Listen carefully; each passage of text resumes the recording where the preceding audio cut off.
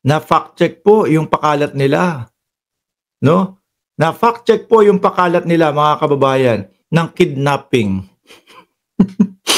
Ay nako, paano naman kasing naging kidnapping yun? May mga pulis na nakapaikot, nakapalibot. May mga kamera na nandoon. Binasahan ng Miranda rights, mga kababayan. Umabot ng 12 oras yung sinasabi nila na kidnapping. Ayaw pang sumama. O, di ba? Kidnapping, nasaan doon? Yung kidnapping na sinasabi nila, pwede nilang bisitahin. No? Yung kidnapping na sinasabi nila, ayan nga, may warrant of arrest. Di ba? Fact check. Hindi totoo.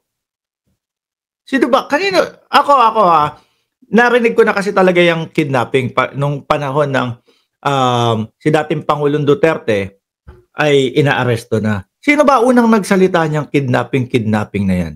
Si Medjaldea? No, yours truly. Salamat po sa inyong super sticker. No, nakumalat niya yun. Tapos meron pa silang palabas ha. Meron pa ho silang palabas mga kababayan na naku po, hindi na matukoy kung nasaan si dating Pangulong Duterte. Basta dinala sa ospital. Hindi lang nabanggit kung saang ospital dadalhin. Nawala na. Tapos meron pa silang palabas. Wala yung pangalan ni dating Pangulong Duterte doon sa ICC. Iiyakan naman yung mga DDS. Saan nyo dinala yung tatay namin? Saan nyo dinala yung tatay namin? Naku, Bongbong Marcos, kapag may nangyari sa tatay namin, ikaw ang mananagot. After 2 oras, no?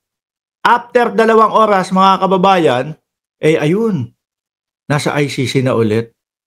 No?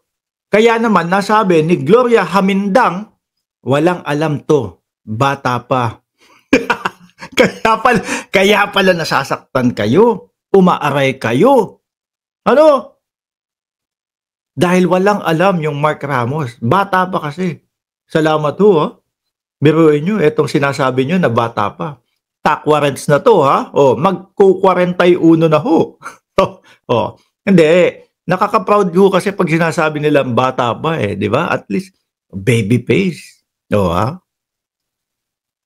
Yung kidnapping na sinasabi nila, fact check ho mga kababayan.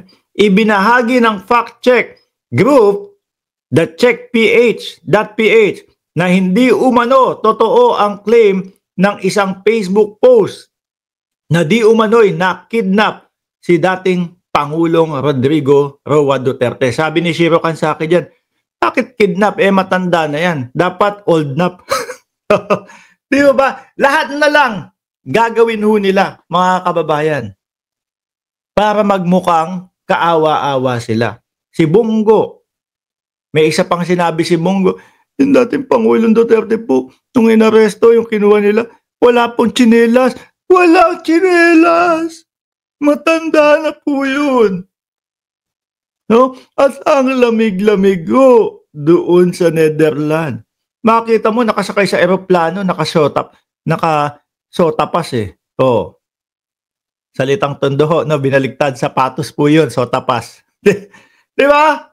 Nakasapatos Lahat ho, mga kababayan. Lahat gagawin nila para magmukhang kaawa-awa. Ito pa, si Kitty, no? Uy, mga sira, ang tuktok, hindi Kipi ang narinig nyo. Sabi ko, Kitty, no? Butas daw yung ganito niya, butas yung damit.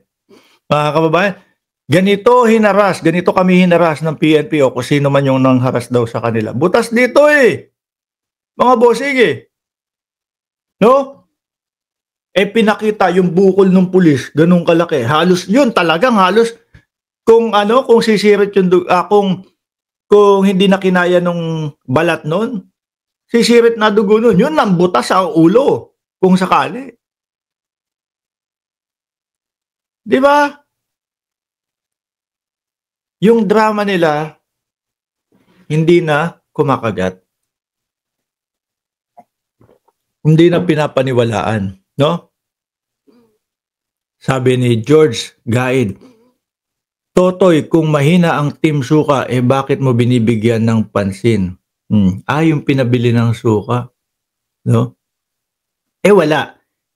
Binibigyan pansin namin dito yung pagpe-fake news nila para hindi madamay yung mga matatalinong Pilipino sa fake news nila. Para hindi madamay ng pagkauto-uto yung iba. Yun yung inaano namin dito. Yung Team Suka, wala naman eh. Tignan mo nga, nasaan lahat yung pangalan ng Team Suka? Nasa pang-20 pataas. Hindi po hindi po 30 ang kinukuha sa Senado. 12 lang po ang papalit, no? Doon sa 12 mawawala, hindi po 30, no? Kaya hindi po natin pwedeng tawaging malakas po yung nasa mga pang-28, 27, kagaya ni Lucky Buloy. Hanggang 12 lang po ang kinukuha. Ngayon, eto naman ho, nasan ba? Sabi, mga iyakin yung mga Team Suka. Ba't kayo nag-iiyakan? Okay lang yan. Sabi nyo nga di ba, malakas kayo. Malakas umiyak. Sabi nyo nga, di ba, yung mga vlogger lang namin, yung mga vlogger na DDS ang totoong nagbabalita. Sabi nung isa, opo, fake news po ako. Fake news po ako, sabi doon sa Congress. Yung iba naman, sorry po, no? Kasi akala ho nila, mga boss, is kaya nilang mauto lahat ng Pilipino. Sa mga ganito nila, mga kidnapping, hindi po, wala pong tsinelas ang dating Pangulo nung ibinyahe po, etc. Ay, putrages na yan. Ngayon naman, ewan ko, kung yung kay Robin Padilla. Alam niyo, nadadamay pati si Robin Padilla. Bakit? Di ba, nasa The Netherlands daw ho? Tapos parang may ipinakita siyang litrato na yung sinasakyan nila bumangga o kung ano man ang nangyari. Hindi kita iiwan. Pero si Bato, kayo na lang po dyan, bahala. No, dito muna ako sa Davao. May inaasikaso po ako. Yung pala kasama yung pangalan niya doon sa warrant of arrest. Ngayon, iniwan si dating Pangulong Duterte. Kala ko ba, ano man ang mangyari, hindi kita iiwan. Ipaglalaban ko. Yung pala, kayo po muna dyan.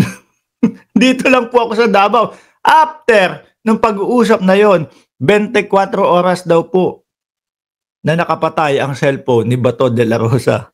Walang iwanan. Di ba? Yun, yung pinost ni Robin Padilla na kung na-disgrasya man, minsan mapapaisip ka, ano kaya to? Ano na lang din, arte na lang din. Pero, Senator, hindi po namin kayo gustong madisgrasya. Okay? Ingat po kayo dyan.